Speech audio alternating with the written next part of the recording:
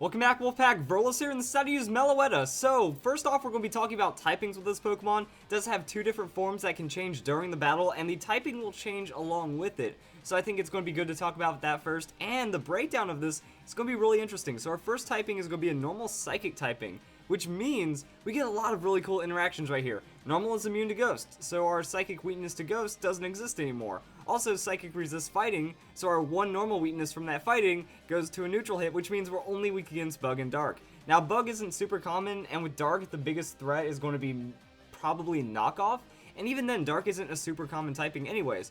On that, we have a resistance to Psychic, so we don't get a lot of resistances.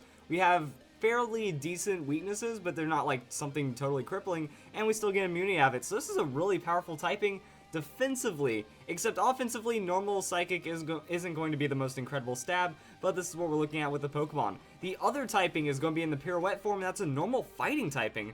So we get a base normal typing, and then we expand on it. Not going to be as good defensively. Fighting, flying, Psychic, and Fairy weaknesses. Still a Ghost immunity, however, we're going to be immune by Ghost type for both of our stabs, so that's a problem. And then we get some resistances, Rock, Bug, and Dark. So that's going to be basic stuff for Meloetta's typing. I'm just going to go and hop into Pokemon Showdown and talk about stats. So the first form is going to have 100 base hit points. Actually, that's pretty good. And then 77 on defense and 128 special defense. For a special defense tank, we actually get pretty legit right here. And 100 base hit points, 128 special defense. That's insane. Like, you can take up special hits really well, and then we have a very high amount of special attack at that 128, and only 90 on the speed. The 90 speed is going to be our biggest problem. Fully invested with a timid nature, we get to outspeed 100 base speed Pokemon if they're like adamant, or if they're not speed invested, and that's kind of it. So, not going to outspeed a lot, probably good to go with that timid nature to outspeed what we can. Then we just Life Orb and go offensive moves. So, Hyper Voice, that's stab. I mean, Hyper Voice is just a good move in general. 90 base power, 100% accuracy. The only issue is that, you know, we're not going to hit anything super effective with it. So it's just a basic stab move, and then we have Psychic. Stab move, could find some super effective hits. This is actually where things get interesting. 10% chance to lower target special defense by one stage. Meloetta has Serene Grace, which is arguably one of the most powerful abilities in the game. The secondary effect of a move is doubled with Serene Grace, so Psychic, you have a 20% chance on that. Same with Energy Ball. So Energy Ball, Dazzling Gleam, mostly going to be just extra, you know, just coverage. But Meloetta doesn't really do anything really too insane. Like, it has good stats, and it can be fairly tanky, but other than that, it just not going to be super outspeedy, and there's really not a lot of high amounts of base power. So like Life Orb 128 special attack sounds good, but when we're throwing out energy balls and stuff, it's not going to be insane amounts of damage.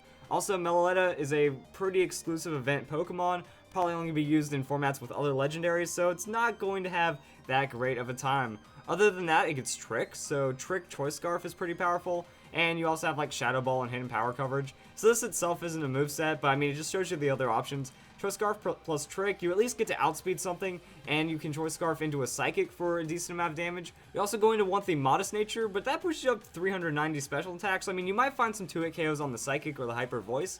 That can go out pretty well, and if not, you just go for the Trick, shut down one of their setup Pokemon, and then you can convert damage reasonably well and still be a pretty decent threat. We also get the Calm Mind, which can be pretty insane, so we can either go for like speed investing and go like sub Calm Mind. Sub Calm Mind is something where, like, you know, if we outspeed the opponent, we get a substitute, they go for status, that doesn't work, we get a free Calm Mind, then we convert damage off of that, and it just turns into more damage than the Life Orb. So it's pretty solid on that front, but also, I mean, with this defense, we can max out the hit points, we can also go and max out the defense, and we can play a pretty tanky game like this, and it's going to work out pretty well. So Bold Nature means that we're going to be alright on hit points and defense, like, not that insane, but once you start getting the Calm Mind stacking, it's going to be very difficult for something to knock us out specially, and then we can kind of worry about some other things. Now, we start to find some problems, like we will need to be fairly tanky, and we don't have really too much sustain. So with this, we're going to go with like a Leftovers. Leftovers is just going to give us health over time, and that's where we start to get into some pretty big trouble. Like, we could rest into something, so Chesto Resto is an option. Rest Sleep Talk is okay, but it's not the best because Calm Mind's good, but what are we going to do for an offensive move? Both of our stabs can be immune by something, Dark or Ghost. So if they have a Dark or Ghost type, our Rest Sleep Talk doesn't really do too much for us. Dazzling Gleam is low base power in general, so that's kind of a thing. If not, like I said, we can just go with like substitute. Sub, we hopefully outspeed, and then we just run dual coverage, Psychic, and Hyper Voice. We can also maybe like Magic Coat for anti-setup, but that's really all that Meloetta is good for, like just a moderately decent special attacker. Like it doesn't really have too much else going for it. The stats are pretty nice, but in the end, you're 90 base speed, 128 base special attacker, and there's quite a few Pokemon that are comparable like that. You know, Alakazam just going to come in and be faster and do more damage and have pretty much the same coverage, minus the stab Hyper Voice, and we didn't really care about that anyways. So the power level of this Pokemon, it's okay, but it's not insane. Now, getting to the Pirouette form, this is where things start getting really interesting. So we actually change from a special attacker to a physical attacker. So we go to 128 attack, and then we also gain 128 on that speed, and we have low defenses and okay hit points. So the 100 on base hit points means that we're probably going to be a 2-hit KO, even with our 77 special defense. That could be pretty nice. Now, this is why things are so wild, because with 128 speed, we can actually outspeed a Pokemon like Noivern, a 123 base speed Pokemon, by just going a Jolly Nature and 220 EVs into the speed. However, at level 100, we can go 216 outspeed the Noivern, so we get an extra point into our hit points. So this is going to make us tanky and pretty reasonable, and I just like this idea more. If you want to outspeed 125 base speed Pokemon, you can just go full speed invested if you want to. But here's where things are interesting. So to become the Pirouette form, it only happens in battle. Whenever you enter the battle or leave battle, or whenever the battle's over, you go back to your base Meloetta form, and to go into your Pirouette form, you have to use Relic Song. Now to go into your Pirouette form, you have to use this low base powered normal type move that has a 10% chance to cause the opponent to sleep. Also with Serene Grace, it becomes 20%, so 1 in 5 chance to make your opponent sleep using a special attack to sub a physical Pokemon. This is why things are so weird with Meloetta. However, the potential in this Pokemon is pretty interesting, so I brought up some damage calculations. We have a Pokemon like Keldeo.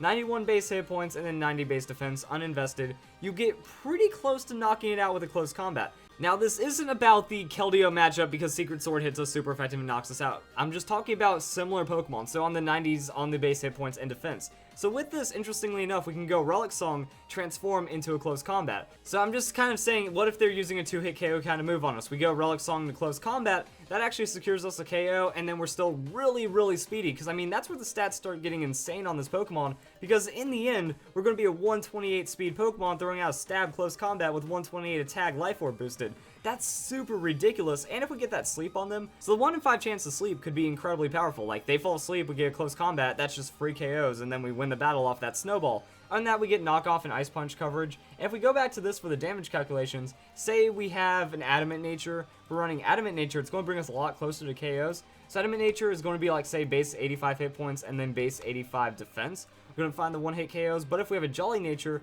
go be base 80 and then 80 on defense. So uninvested neutral hit will find KOs in this realm. Anything that's less tankier than that, well, that's going to be a pretty easy KO, and on that we still have coverage. So say we take a Pokemon like Thundurus. Thundurus, you still one-shot with an Ice Punch on that Adamant Nature, and you also outspeed it. So that's the magic of how this breakdown goes, which is why I had Thundurus set up right here. Tornadus and Thundurus both have a 111 base speed, and if we're running an Adamant Nature, we actually go and outspeed that if we go on the full investment. So 355 into the 353. So if we want to run it like this, we can outspeed Tornadus, we can outspeed Thundurus, and then we find KOs on them with the Ice Punch. Also Pokemon like Garchomp, anything that's going to be super effective hit by that, get a lot of damage on those Pokemon, and we still get good amounts of coverage, but we need that turn to get into the Relic Song.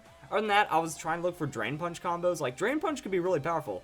Pretty reliable 2-hit KOs on a lot of Pokemon. Because of Relic Song, we can't use Scarf, we can't use Choice Band, we can't do anything silly like that. And also, like, Power Punch, like, we can't substitute, we can't Power Punch, we can't play a lot of shenanigans because we're pretty much a 3-moveset Pokemon. If we go for this, we're losing out on coverage, so I mean, do we just go this into Knockoff? That way we can hit the Ghost-type Pokemon that are immune to us. But that's a lot of setup still, and we're not the tankiest kind of Pokemon. So these are kind of the problems with Meloetta. As you can see, that's a pretty powerful close combat for free and a small chance to put the opponent to sleep. Other than that, that's just kind of how it goes. So if you guys enjoyed the video, that's how you use Meloetta, and I hope you all have a nice day. Thank you for watching.